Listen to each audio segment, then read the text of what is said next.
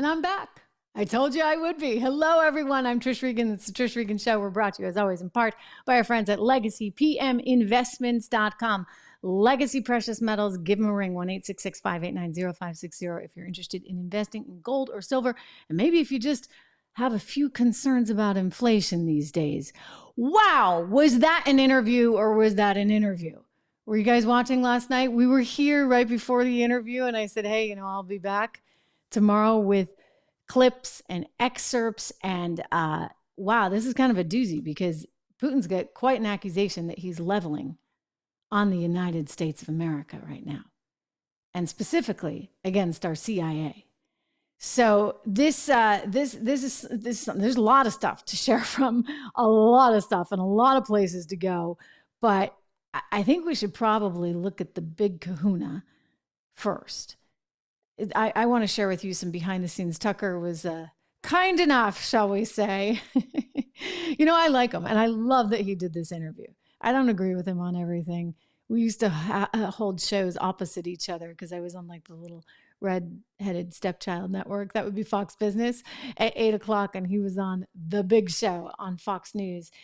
But I definitely respect him and admire him for being willing to go over there with all of the odds stacked against him and the mainstream media out with knives, literally. And I mean, for goodness sakes, when you get Hillary Clinton on the attack, sitting down and telling members of the media all kinds of things about you, that's not a really good place to be. And the funny thing for the mainstream media and for the leftists that want everybody to just ignore this as though it never happened, the funny thing is they actually elevated this. So, Tucker's going over there. He's going to do this interview. And, maybe people would have listened. Maybe they wouldn't have. But gosh darn it, weren't you going to listen once John Kirby over at the White House told you shouldn't? Yeah, I mean, it's like they need to take a parenting course or something there, those crazy folks on the left. But, and I want to show you all that. But before we do, again, back to this headline here, because this is a big accusation. And these rumors have been swirling and swirling and swirling and swirling, because nobody can really make sense of what happened with Nord Stream, remember? Well, Putin thinks he has the answers. I'm not so sure of that, but it's worth hearing. Again, in the interest of all the information being out there, I'm never going to hide anything from you. I don't believe anything should ever be hidden from Americans. We need to hear all sides and then make our own determination. Let's watch Tucker Carlson with Vladimir Putin. You for sure. I was busy that day. Nate, do you have I did not blow up Nord Stream. Thank you, though. У вас лично, может быть, есть алиби. У вас лично. You personally may have an alibi, but the CIA has no such alibi. Do you have evidence that NATO or the CIA did it?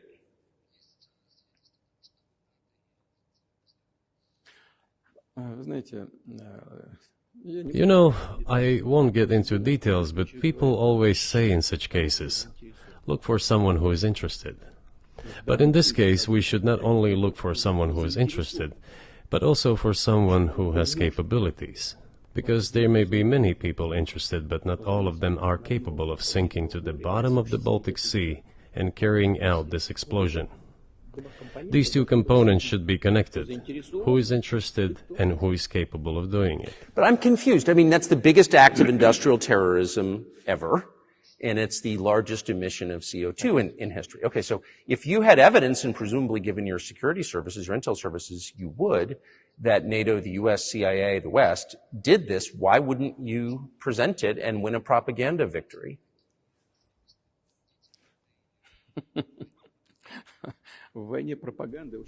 In the war of propaganda, it is very difficult to defeat the United States, because the United States controls all the world's media and many European media.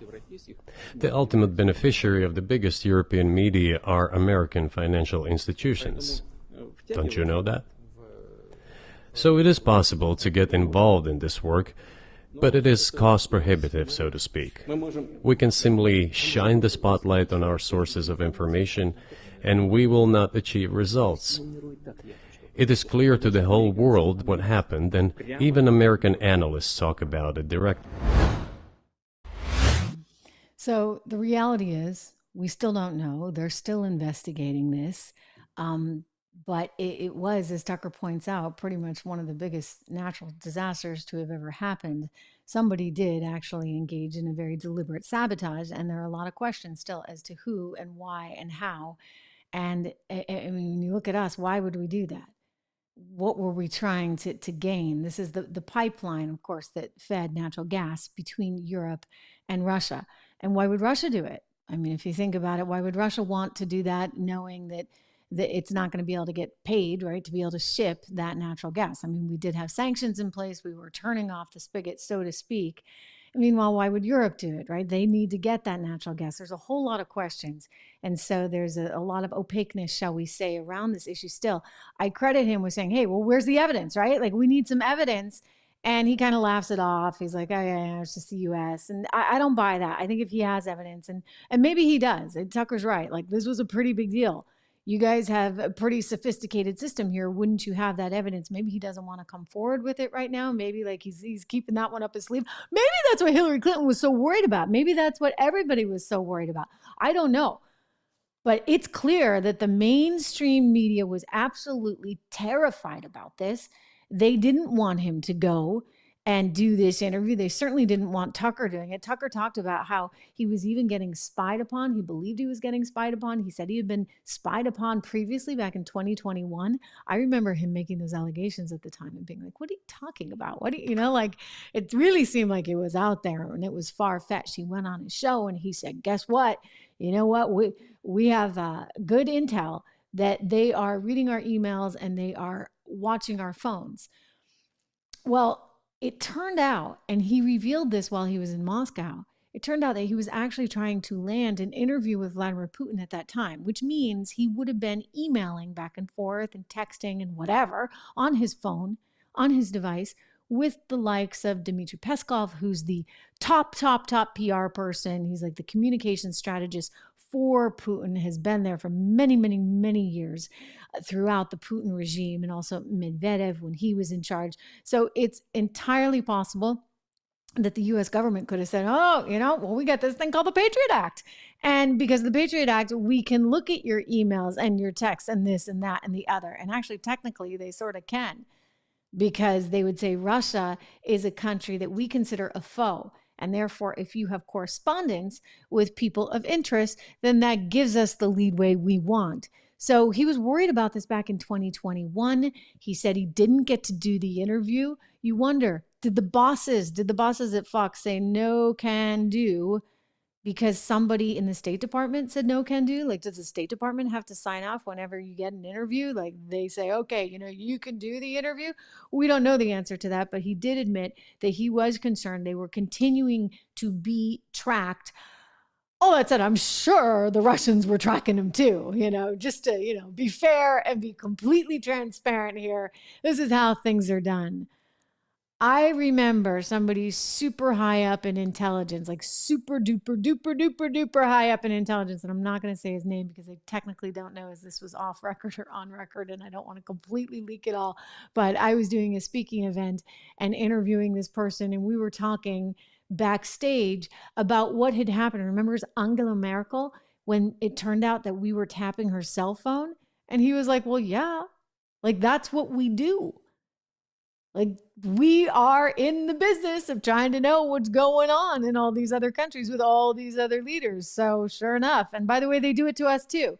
So I'm sure that Tucker's cell phones were actually being, I don't think that that's a crazy assumption. I actually work under the assumption that they probably are. I think, it's not fun. I should have a VPN sponsor on this show. Should I not? Like, that was just the perfect segue for a commercial on a VPN, because the reality is it's very hard in this day and age to stay anonymous, to stay quiet and behind the radar. Anyway, I want to get back to more of this interview because it was really, really quite something. There were those accusations that were leveled against our CIA. And, look, you have to recognize the reality, and I say this again as a journalist who wants to hear all points of views, the reality is he's talking his book just the same way Biden would talk his and ours, right? So you have to understand where all of these people are coming from and take everything with a grain of salt. All that said, I did find some of this very interesting. Not just the Nord Stream thing, but also what he said about how he had wanted to join NATO way back when.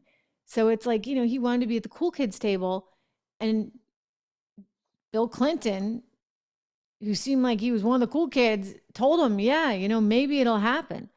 Let's take a look at this clip. At a meeting here in the Kremlin with the outgoing President Bill Clinton, right here in the next room, I said to him, I asked him, Bill, do you think if Russia asked to join NATO, do you think it would happen? Suddenly he said, it's interesting. I think so. But in the evening, when we met for dinner, he said, I've talked to my team. No, it's not possible now. You can ask him. I think he will watch our interview. He'll confirm it. I wouldn't have said anything like that if it hadn't happened. Okay. Were you sincere? It's impossible now. Would you have joined NATO?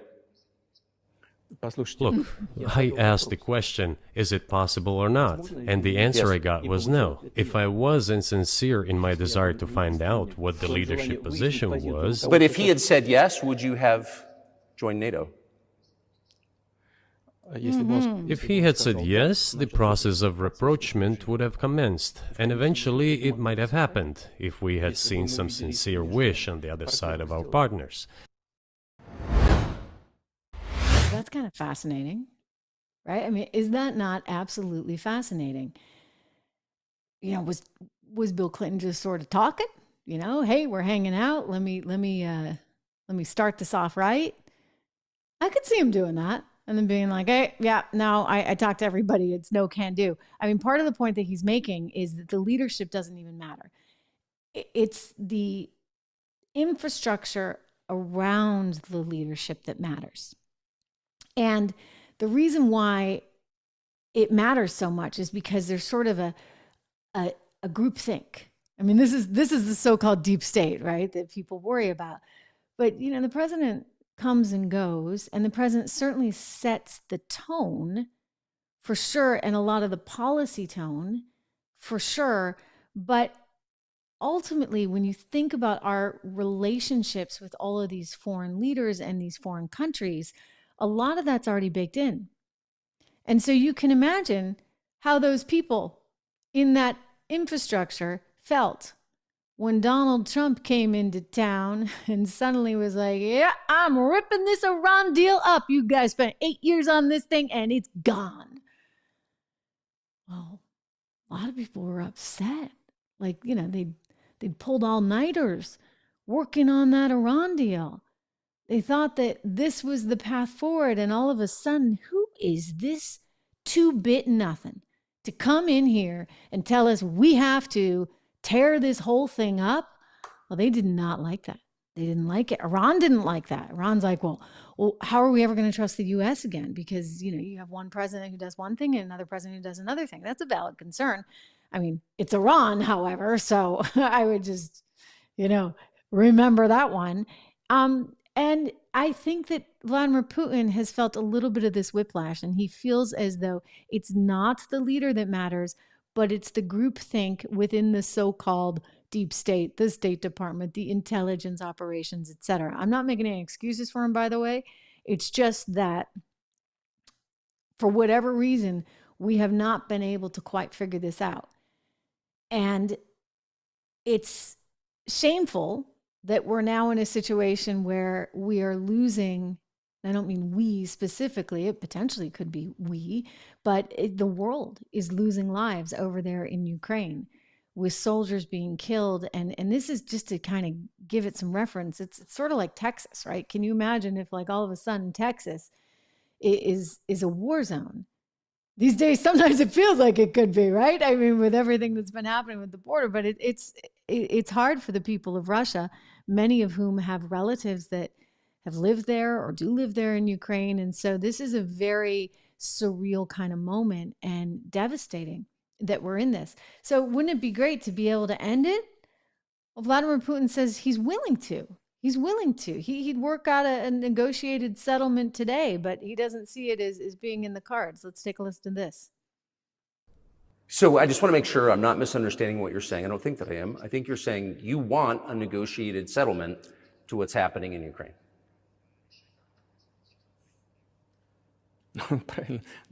Right. And we made it. We prepared a huge document in Istanbul that was initialed by the head of the Ukrainian delegation. He affixed his signature to some of the provisions, not to all of it. He put his signature, and then he himself said, "We were ready to sign it, and the war would have been over long ago, 18 months ago. However, Prime Minister Johnson came, talked us out of it, and we missed that chance." Well, you missed it, you made a mistake. Let them get back to that, that is all. Why do we have to bother ourselves and correct somebody else's mistakes? I know one can say it is our mistake.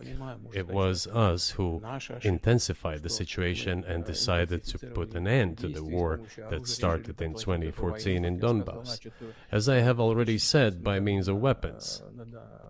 Let me get back to furthering history. I already told... He loves history. It's very interesting. Do you guys know Katie McFarland? She's a wonderful lady. She's been on this show, and she used to be a frequent guest on my Fox program. And KT, I'll tell you, so much of what I've learned actually about Putin comes from KT, who was a protege of Henry Kissinger's. So it's like coming full circle, right? Henry Kissinger, who just passed away, who was very much a realist on the international stage, on the global front. And KT had said to me years ago, I can remember, what a student of history Vladimir Putin is. And that came through in that interview. I mean, Tucker talks about it. He loves history, loves it, and is rooted in it in a way that, you know, we should be. Every great leader, I think, if you want to have that patriotic pride, should really be steeped in history and enjoy it, revel in it, as Putin very much does. I'll tell you this, too. I mean, KT said he's very smart. She mentioned he's got a big ego, but he's very, very, very smart and very calculating.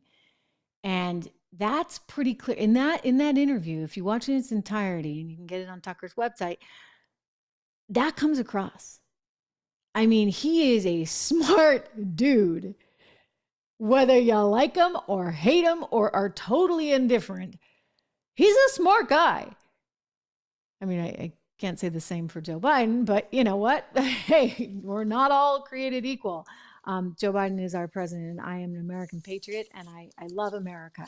But I will say that this is presenting a side of a leader that I do think is more challenging than perhaps we sometimes give him credit for being in the West. Let's take a look at what Tucker Carlson had to say immediately after the interview. He kind of went behind the scenes. It's like getting to go into the green room, except he's there at the Kremlin. How cool, right? And you see him talking about the importance of history to Vladimir Putin. So we just finished our interview with Vladimir Putin. We're in an ante-room in the Kremlin, waiting for our car to come, having a cup of coffee. I'm sitting here with the folder, kind of old-fashioned, I haven't even opened it yet, of documents that Putin gave me. I've got my nighttime reading. That was quite an interview. It began in a way I didn't expect at all. I'm still thinking it through. This just happened, so my thoughts are inchoate, but I asked him, of course, the obvious question, which is, you know, why did you move against Ukraine 2 years ago, February 2022? And he had said that he felt a physical threat from NATO within Ukraine, and he was worried they were going to bring nuclear weapons into Ukraine, et cetera, et cetera. So I asked him about that. He launched into, well, you'll see it, but an extremely detailed history going back to the 9th century of the formation of Russia, from the tribes into a nation, and Ukraine's part in that, and the Rus, and I, you know, I was annoyed, and I thought, look, first of all, I'm American, so I asked you a specific question, I want a specific answer, let's go. And he wouldn't, and so I pushed him, and he got annoyed, and I was annoyed, and I thought he was filibustering, and maybe he was to some extent, but I concluded after watching all this, no, that was his answer, or that was the predicate to his answer. The history of the area and the formation of his country, and the connection to Ukraine is like the basis or part of the basis for his Ukraine policy. So it was really interesting. Got much more interesting once I realized what this was, which is a window into how he thinks about the region. Then he went back to his hotel. So we'll see him here. We're back in the hotel room. It's, I don't know, probably around 10 o'clock at night. We were there for almost 5 hours in the Kremlin, which is quite an experience if you've read about the Kremlin. You've ever been to the Kremlin? I have. Not that different from the old executive office buildings, giant pile, 19th century warren of offices. Anyway, Putin was a couple hours late, as is his habit, apparently. Everyone who works for him is laughing. Oh, he's always late. But that, I'm not exactly sure what I thought of the interview. It just happened. It's probably going to take me a year to really decide what that was. But a couple of quick perceptions. One, Putin is not someone who does a lot of interviews. Well, really any interviews. Isn't an interview in almost 4 years. He's not good at explaining himself, I didn't think. He's smart. There's no question about that. But he's clearly spending a lot of time in a world where he doesn't have to explain himself. So I'm sort of piecing, that's one of the reasons I'm having trouble thinking about the interview as a whole, because he didn't sort of lay out his case very coherently, though if you listen carefully, and we were there for a long time talking to him, a couple of things rose to the surface. One, he's very wounded, and I suggest this, but of course he denied it, but it's obvious. He's very wounded by the rejection of the West. The United States doesn't like Russia. The U.S. government doesn't like Russia. I think like a lot of Russians, he expected the end of the Cold War would be sort of Russia's invitation into Europe, or sort of into Europe, because it is a European country that's half in Asia. But there's a lot that's European about it. And if you come to Moscow, it's a very European city. You see it and you can feel it culturally. And the West rejected Russia. And maybe, I'm not even taking sides in this. Maybe there were good reasons. I don't know what they would be. But in any case, the West was determined not to be allied with Russia. That's very obvious. That's the whole point of NATO, I guess, is to contain Russia. And Putin is wounded by it. He's very upset about it. His eyes flashed when we talked about that, as we did, for probably over an hour. He didn't have a coherent theory that he was willing to tell me anyway as to why that is. Russia's not an expansionist power. Sorry. You're not supposed to say that, because all the Victoria Nulands and all the liars and ideologues who run the State Department want to make him into this, Hitler, Imperial Japan. But the truth is that that's just false. It's just stupid, actually. You have to be an idiot to think that. Russia's too big already. It's the biggest landmass in the world. They only have 150 million people.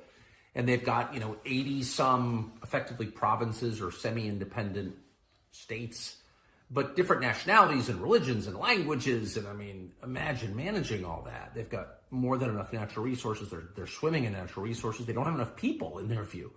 So the idea that they want to take over Poland, why would you want to do that? They just want secure borders. Maybe they're too paranoid about it. Totally possible. Again, not taking sides. But the idea that they're going to roll into Vienna or something, you'd have to be like an idiot to think that. It's just not true. There's no evidence of it, actually. And the professional liars in Washington really don't know anything about the area or really anything about the world beyond New York, have convinced themselves, or I think he's trying to convince you, that this guy's Hitler and he's trying to take the Sudetenland or something. It's like not analogous in any way. Whatever Putin's many faults, okay, it's not an expansionist power. So I can't even recall my point exactly, other than he is, to the extent he's angry, and that it's obvious, he's angry because he feels like, whoa, why, I thought we were going to be friends. And again, maybe that's his fault, but he's definitely mad about it. Yeah. And the second thing I would say, which I thought was kind of really striking, is that he was willing to admit that he wants a peace deal in Ukraine, and sort of give it away and just sort of say that out loud. He said it a couple of different times. Again, maybe he's lying in ways I didn't perceive, but he kept saying it. And I don't know why he would say it if he didn't mean it. That's why he did the interview. And of course, there is, as a matter of fact, there is evidence overwhelming that there was a peace deal or part of a peace deal at the beginning of peace talks, a settlement of some sort on the table a year and a half ago, that the former Prime Minister of Great Britain, Boris Johnson, scuttled on behalf of the Biden administration and convinced Zelensky and the Ukrainian government not to enter into these talks. I mean, that's kind of an established fact. The Israelis were there. They revealed this, and that happened. So, but Putin, for his part, again, even talking about Putin, you feel like I'm flacking for Putin. I'm from La Jolla, California, not flacking for Putin. Please. I'm just trying to assess this rationally. It's interesting that he's willing to say, yeah, I want some kind of settlement. And the final thing I'll say is that if you're wondering who the lunatics are, U.S. officials have said on the record and have said to me, and are telling a bunch of people that part of the terms have to be Russia giving up Crimea. And without getting into the whole history of Crimea, here are the facts. It's, the home of Russia's warm water fleet. It's got a Russian population. They had a referendum. It chose Russia. It's part of Russia. It's where Russian wine comes from. So you can like that or not like it, but the fact is Putin would go to war, nuclear war, if it came down to Crimea. So and by the way, Crimea was in Russian hands at the beginning of this war. So it's like, if you really think that a condition of peace is that Putin's going to give up Crimea, then you're like a lunatic, and they are. I mean, they want a weak leadership in Russia, and the question is, why would you want that? How is that good for the United States? I'm not defending Russia. I'm defending my own country. A weak central government in a nation with the world's largest nuclear stockpile is insane, especially a country as large and potentially fractious with this many languages, ethnicities, religions, 20% Muslim population. You're just going to sort of let the nuclear stockpile float free and hope the best thing happens? You're a freaking nutcase if you desire that. And we are run by nutcases. It's a good point. So I don't want to steal all of Tucker's thunder here. I mean, we have to get to the Trump and Supreme Court stuff. But guys, you know what? He's totally right. So Tucker Carlson, thank you for that. You can see the whole thing on his website. But wow, I mean, he's bringing up some really good points. And again, I say this as somebody who loves our country and wants nothing but peace and prosperity, right? Why would we want to sort of tinker with, if we've come to the conclusion that he's a realist leader, right? I'm going to go back to the Kissinger School of Political Science.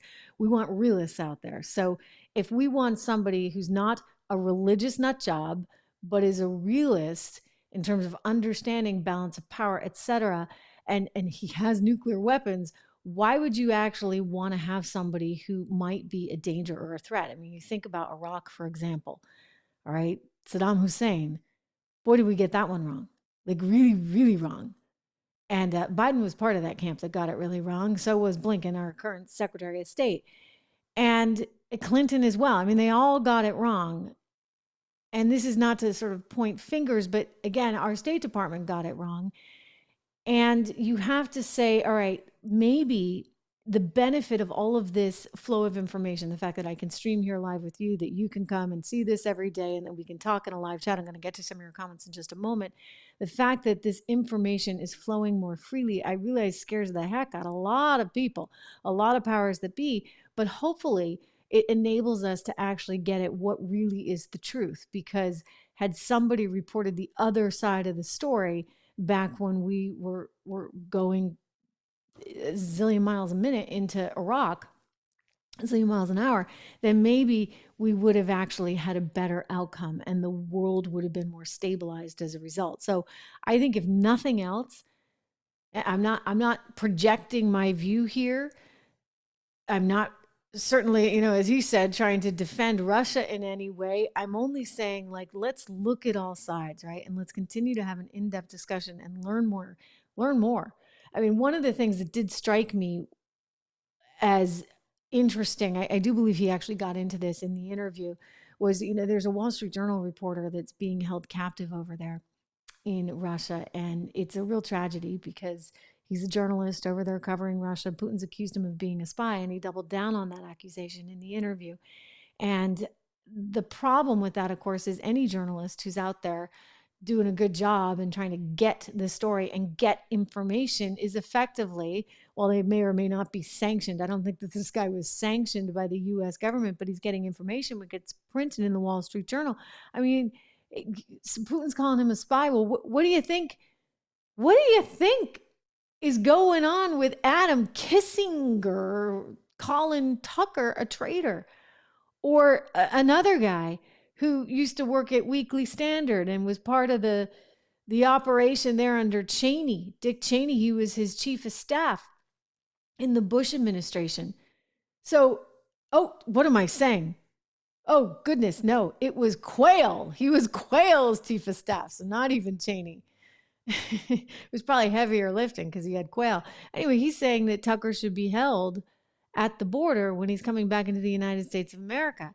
So you see, our own people are making accusations against a journalist trying to do his job, perhaps the same way that this young man from the Wall Street Journal was trying to do his. I'm just pointing out what should be obvious, and this is layered, and there's a lot of different sides to the story, and there's a lot of different components, and our job as journalists and frankly as Americans, as individuals, is to think.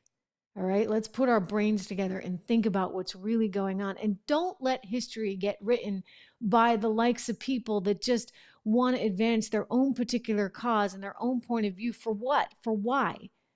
I mean, we've been down this road before, have we not? Anyway, this is exactly what they're doing. NPR coming out with a big headline, just trashing Tucker. They got to discredit him however they can. Tucker Carlson, the fired Fox News star, makes bid for relevance with Putin interview. Gosh, you guys, you're so darn jealous, aren't you? Really, really jealous little group. They write that the right-wing television provocateur Tucker Carlson interviewed Vladimir Putin in Moscow in an exchange, fueling both the Russian president's anti-Ukrainian rhetoric and Carlson's drive for renewed relevance in his post-Fox career. Whoa. First of all, he's no longer on TV. He's streaming, baby. We're all streaming. This is the way to go, the way of the future. Hillary Clinton, she also had to take a couple digs. I mean, this is when you're like, the iron's hot. Why would they bother? Right? If it was just nothing, like, why did they have to come out and slam it before they even saw it, for goodness sakes? She went on her favorite network, that, state TV that it is, MSNBC, to hit him hard before the interview had even aired. I mean, he's like a puppy dog. He somehow has, after having been fired from so many outlets in the United States, I would not be surprised if he emerges with a contract with a Russian outlet, because he is a useful idiot. He says things that are not true. He parrots Vladimir Putin's pack of lies about Ukraine. So I don't see why Putin wouldn't give him an interview, because through him, he can, continue to lie about what his, objectives are in Ukraine and You know what, Hillary? I think we've learned not to trust you. I mean, I'm going out on a limb and everything, but, I do recall that it was your team that bought and paid for the opposition research, which led to that Russian dossier, which led to Trump's campaign getting spied upon. I'm talking about Carter Page back in the day. And then it sucked up 4 years of oxygen. And how often did we have to listen to Rachel Maddow tell us breathlessly about some new development in what turned out to be a total scam? So do you really think that we're going to sit there and just take your word for it? I think the smarter thing to do, ladies and gentlemen, is to do your own research and to ask your own questions and try and seek out your own answers. John Kirby over at the White House doesn't want you to do that. He says, no, the American people, they know what to believe. They know what to believe. They're going to believe what we tell them to believe, right? Here's John. Do you have any concern that Tucker Carlson's interview with Vladimir Putin could further erode support for Ukraine aid in the United States?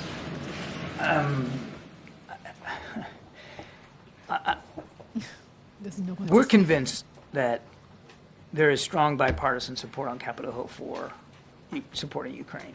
And we know there's efforts now to bring something up onto the Senate floor for a vote that would have Ukraine, Israel, Indo-Pacific, and humanitarian assistance, so supplemental funding in it, and without the border. We'll let senators work that out. The president believes that support for Ukraine is critical, particularly right now, as Russia continues to try to hit their defense industrial base, continue to hit their units on that battlefront from east to south. It's vital, and he's confident that, and based on the meetings he's had with leaders on Capitol Hill and the discussions he's had, certainly over recent weeks, that again the leadership, even on the House side, the leadership is solidly in support of supporting Ukraine. Now, how they're going to be affected or impacted by a television interview, I couldn't begin to guess. He's like, you know what? They know what to believe. They're not going to. And by the way, hey Kirby, it's not TV. It's streaming. It's streaming. You know, they're all living in a different era. I see so many of you. You're still going on about who's going to be VP. So I'm actually going to send out a poll right now. Is it going to be Tulsi, Sarah Sanders, Marsha Blackburn, Carrie Lake, Governor Noem? Who should I have to take one person off because I can only put 4 people on. What do you think, guys? Governor Noem? If we're going with a female, I'll let you, I'm going to start this poll. You can tell me what you think, and we'll read the results as we get into some of this and discuss it. But look, they don't like that he did this. I think it's fantastic that he did it.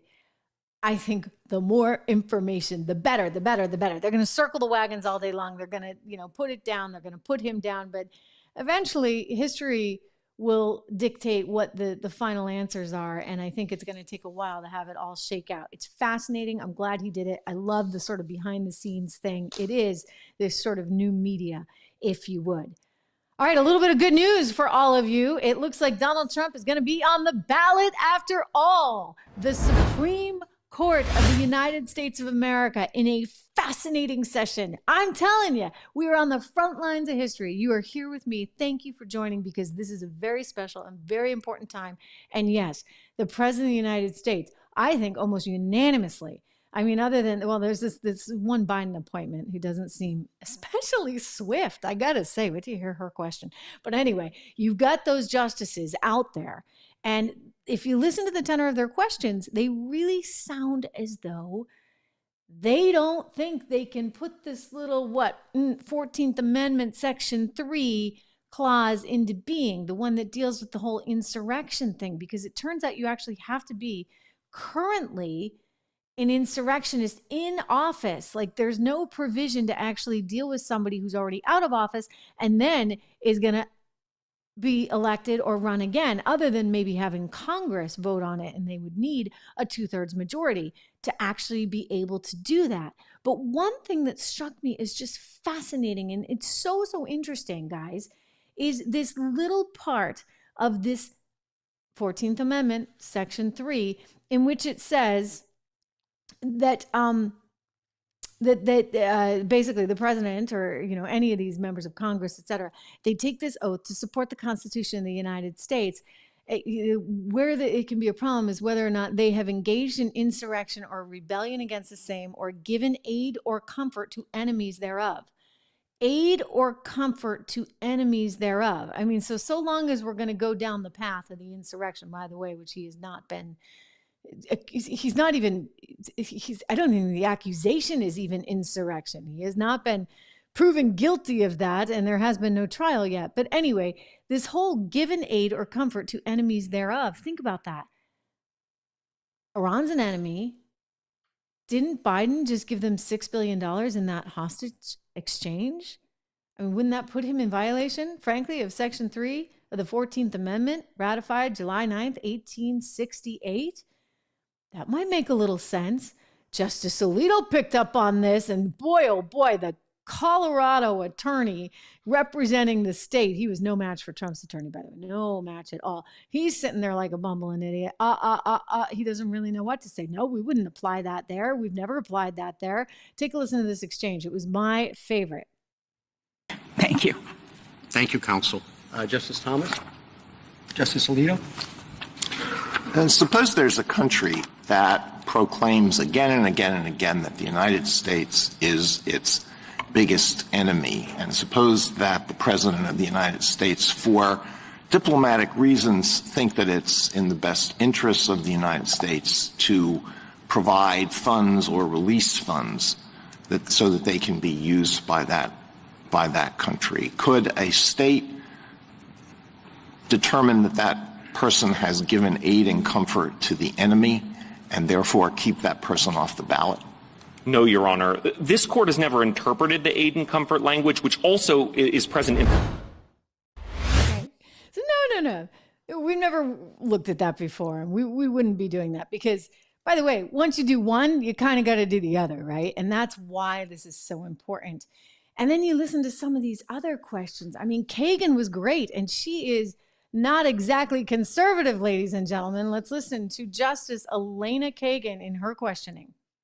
There has to be some process for determining those questions. And then the question becomes, does anything in the 14th Amendment say that only Congress can create that process? And Section 5 very clearly is not an exclusive provision. It says Congress shall have power. But maybe put most boldly, I think that the question that you have to confront is why a single state should decide who gets to be president of the United States.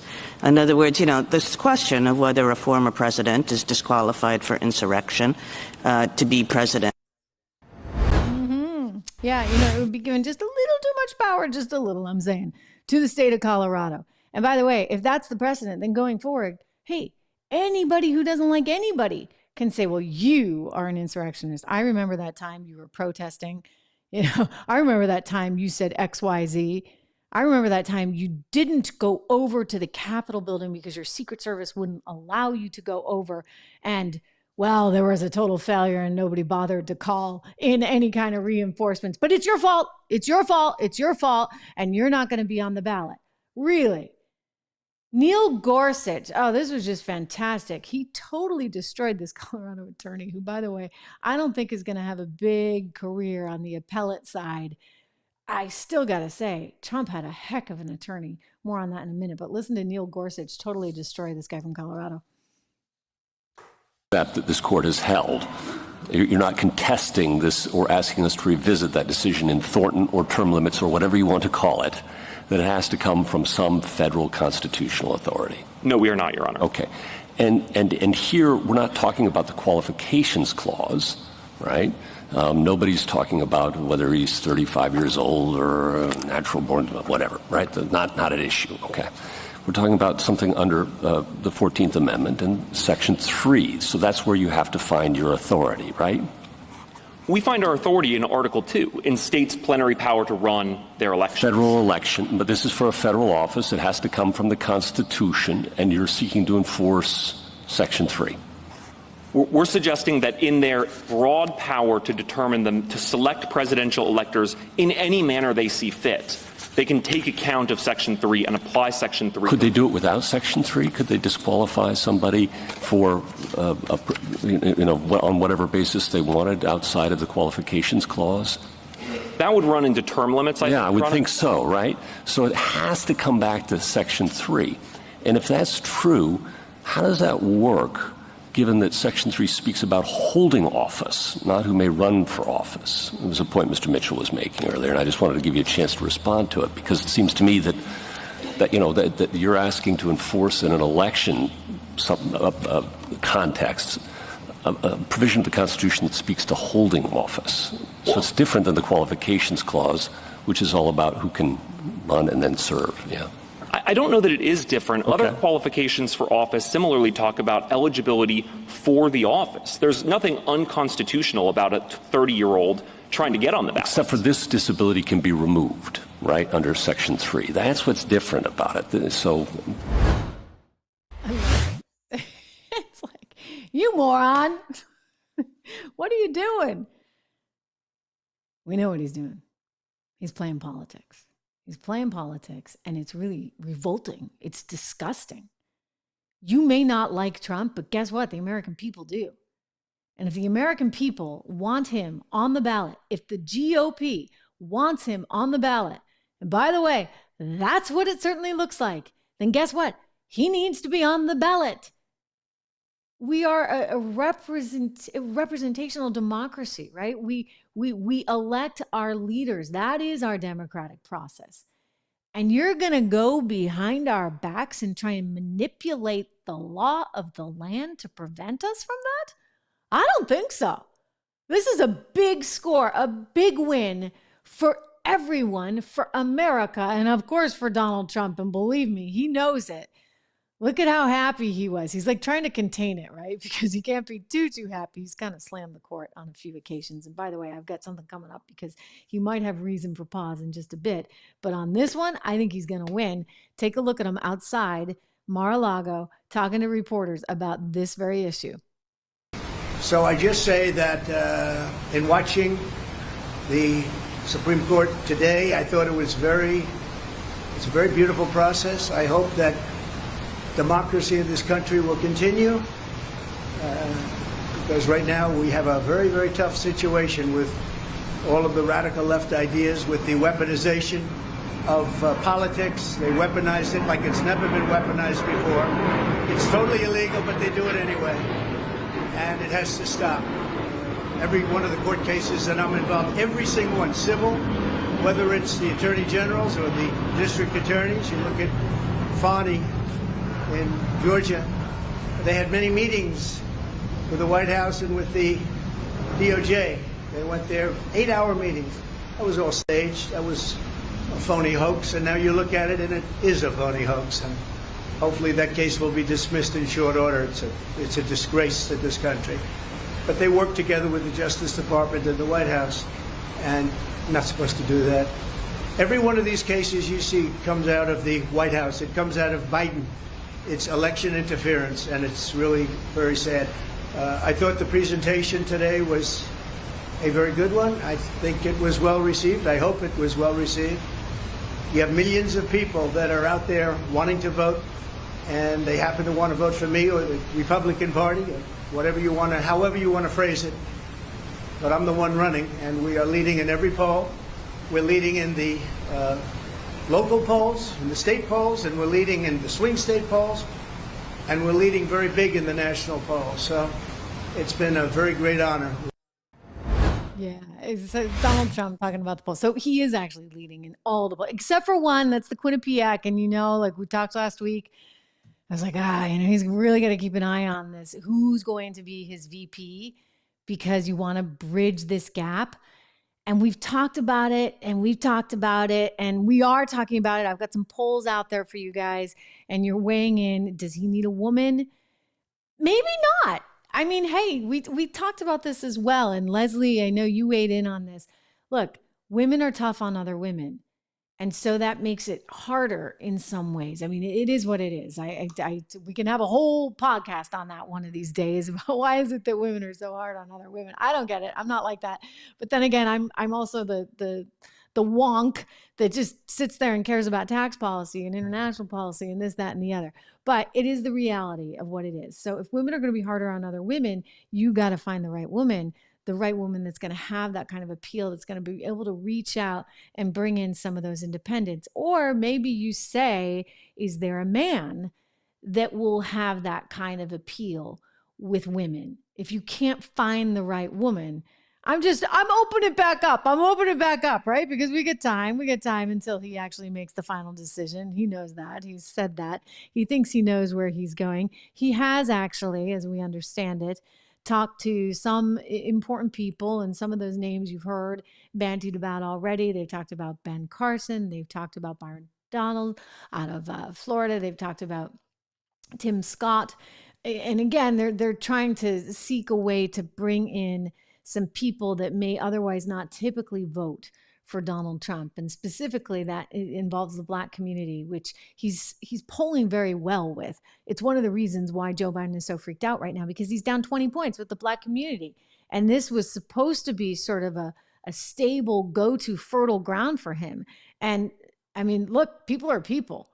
And it doesn't matter if you're Black or white or orange or green. I mean, hey, look, if the economy is not doing well, and oh gosh, do you have that chart, Drew? I love this chart. I'm putting you through your paces. I know there's this one chart that I absolutely love, because they want to sit there and tell us the economy's great, the economy's great, the economy's great. And this is why I say, no, It's not great. And the reason it's not great is because nobody's looking at this one particular number, this number that is more important than anything else. And that is income adjusted for inflation. I told you I was a wonk. Biden compared to Trump. And look at where Trump is. You had so much more money in your pocket. Look at those numbers versus Joe Biden. This says it all. Thank you to our friends at Yahoo Finance. I actually was like painstakingly crafting this out myself. And then I'm like, oh, they did it already. So credit to them. But this is the number here that you have to think about. Too often we have the mainstream media, including the likes of the New York Times, writing some economic report and they're like, oh, wages are up, wages are way up. But I'm like, adjusted for inflation? I don't think so. And then when you look at them adjusted for inflation, guess what? They're down. They're down. Hey, this is the be all end all. And this is why he is doing so well with so many groups, including Black Americans right now. This is why Trump is ahead. This is why Biden is down. And this is what is, between this and the special counsel not being able to actually move forward with charges because he's too old.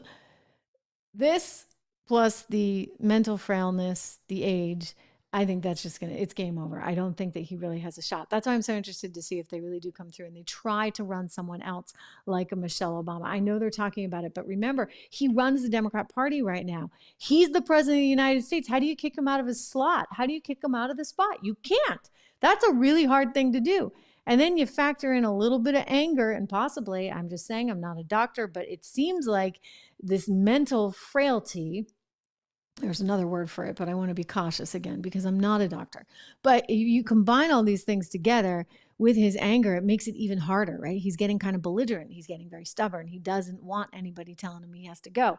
So this is the sort of internal debate that Democrats are having right now. But it all goes back to that chart. I'm telling you. Hey, before I go, I did tell you about legacy precious metals. I want to tell you again, because as we talk about inflation, et cetera, we get the Federal Reserve even admitting it's a big deal. If you're concerned, call these guys. They're wonderful. Charles is often in the chats with us, really good. And I do want to just reach out to some of you and get your poll results here because, there's someone you really like in these poll results. I'm going to get to that. Hey, John, I also want to give a shout out to a brand new team member. We've got John Bartlett joining us. Thank you so much. It's great to have you here. So many team members coming on board. Reganites, as we're calling ourselves. We're going to come up with some official levels and names, et cetera. But John, I want to welcome you. Thank you for being here and for joining as a team member. It's great to see you all again on this Friday afternoon.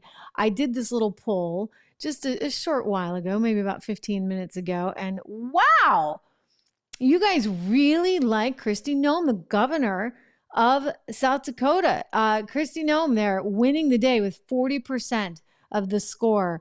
Sarah Sanders coming in number 2, second at 31%. Then you've got Carrie Lake coming in at 26% and Marsha Blackburn. Guys, what about Marsha? Only 4%. Down in Tennessee. She's a senator from Tennessee. So very interesting. We should do these more often. I'm going to do these more often because I'm curious. We can do it for sort of the men that are out there too, because I don't think we should totally ignore them. I do think that it's challenging. Like Kristi Noem, I love her. I think she's super smart.